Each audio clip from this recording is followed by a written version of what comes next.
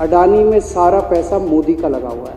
मोदी जी इतने स्वार्थी आदमी हैं कि अगर केवल मामला दोस्ती तक होता तो 2 मिनट में उसको साइड करते और कहते मेरा कोई लेना देना नहीं इससे। कहते हैं अडानी के अंदर सारा पैसा मोदी जी का लगा हुआ है, अडानी केवल फ्रंट है, अडानी तो केवल मोदी जी का पैसा मैनेज करता है, मैनेजर है। उसको 10%, 15%, 20% इतनी कमीशन मिलती है, बाकी सारा का सारा पैसा मोदी जी का लगा हुआ है। अगर कल को जांच हो गई, जेपीसी बैठ गई, ईडी की जांच हो गई, सीबीआई की जांच हो गई, तो अडानी नहीं डूबेगा, मोदी जी डूबेंगे। जिस दिन अडानी डूबा उस दिन मोदी जी डूबेंगे। कुछ दिन पहले बीजेपी का एक बहुत बड़ा नेता मिला मेरे को, उससे काफ़ी लंबी चर्चा हुई मेरी, और उसने जो जो बातें बताई वो इतनी चौंकाने वाली थी कि आप सब सुनोगे तो रोंगटे खड़े हो जाएंगे। उसने मेरे से पूछा कि केजरीवाल जी आपको क्या लगता है, मोदी जी अडानी की इतनी मदद क्यों करते हैं? मैंने कहा दोस्त हैं दोनों इसीलिए करते हैं। कहते बस इसलिए।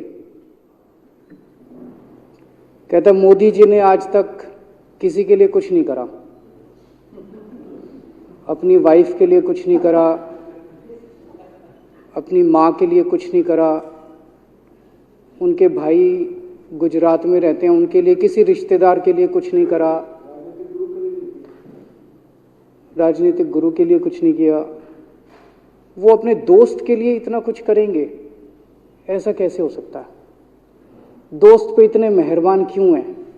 ऐसी भी क्या दोस्ती है? आज के ज़माने में कौन कोई भाई के लिए कुछ नहीं करता, दोस्त के लिए कौन करता है?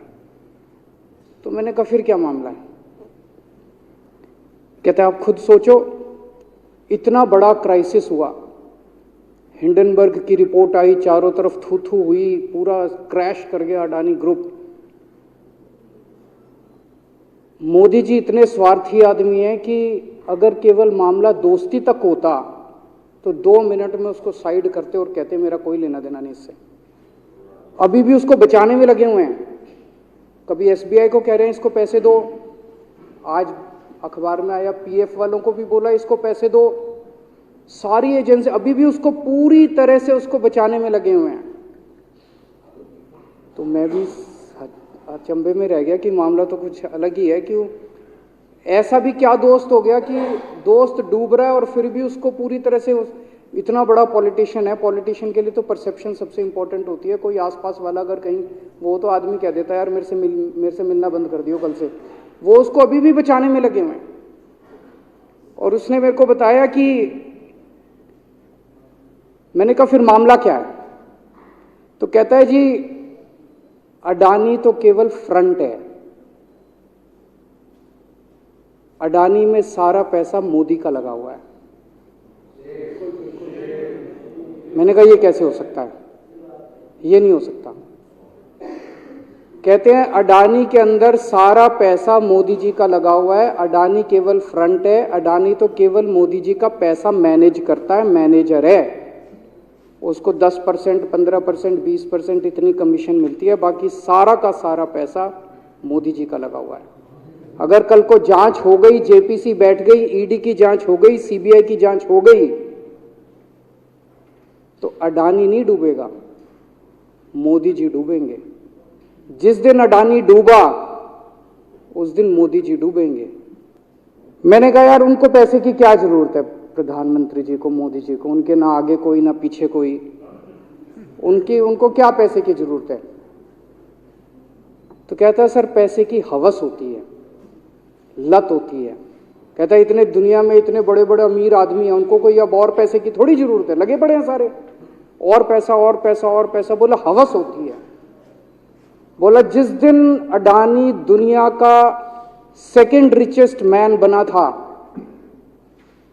अडानी दुनिया का सेकंड रिचेस्ट मैन नहीं बना था, मोदी जी दुनिया के सेकंड रिचेस्ट मैन बने थे। और अब मोदी जी का ख्वाब है, उनका सपना है कि वो दुनिया के रिचेस्ट मैन बनना चाहते हैं। प्रधानमंत्री तो बन गए, वो दुनिया के रिचेस्ट मैन बनना चाहते हैं। फिर उसने मेरे को एक एक करके, मैं बड़ा धीरे धीरे उसकी बातों पे पहले तो मैं एकदम शॉक हो गया, ये कह क्या रहा है कि अडानी के अंदर सारा पैसा मोदी जी का लगा है। फिर वे धीरे धीरे उसने एक एक करके बातें खोल के समझानी चालू की। कहता है मोदी जी श्रीलंका गए, श्रीलंका के राष्ट्रपति राजापाक्सा हैं। राजापाक्सा को मोदी जी ने जबरदस्ती करके वहां का विंड प्रोजेक्ट अडानी को दिलाया। क्यों दिलाया? मैं आप लोगों से पूछना चाहता हूं, आप में से कोई विदेश जाएगा तो वहां की किसी एजेंसी को जबरदस्ती करके अपने भाई को, रिश्तेदार को ठेका दिला के आओगे क्या? ऐसे कोई करता है क्या? मोदी जी ने जबरदस्ती राजापाक्सा के ऊपर प्रेशर डाल के वहां का विंड प्रोजेक्ट अडानी को दिलाया। अडानी को नहीं दिलाया, खुद लिया वो प्रोजेक्ट। वो मोदी जी का प्रोजेक्ट है, वो अडानी का प्रोजेक्ट नहीं है। और ये बात कैसे निकली? वहां का जो बिजली बोर्ड है श्रीलंका का, जैसे अपने यहाँ स्टैंडिंग कमेटी है असेंबली की, पार्लियामेंट की स्टैंडिंग कमेटी है, वैसे उनकी भी पार्लियामेंट की स्टैंडिंग कमेटी होती है।